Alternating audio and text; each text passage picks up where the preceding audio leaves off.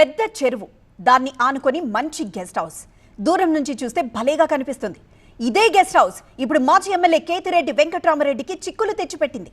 ఈ guest house ప్రభుత్వ భూమిని ఆక్రమించి కట్టారనే ఆరోపణల నేపథ్యంలో నోటీసులు ఇచ్చేందుకు పోలీసులు సిద్ధమయ్యారు. అనంతపురం జిల్లా ధర్మవరానికి సమీపంలోని గుర్రాలకొండ దగ్గర ఈ గెస్ట్ హౌస్ ఉంది. సర్వే నంబర్ 905-2లో ఉన్న 2.42 ఎకరాల భూమి విషయంలోనే కొన్నాళ్లుగా వివాదం నెలకొంది.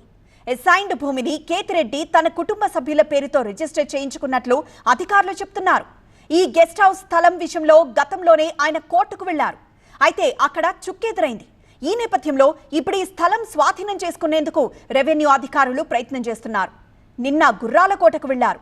గెస్ట్ హౌస్ కు తాళం వేసి ఉండడంతో వెనుదిరిగొచ్చారు.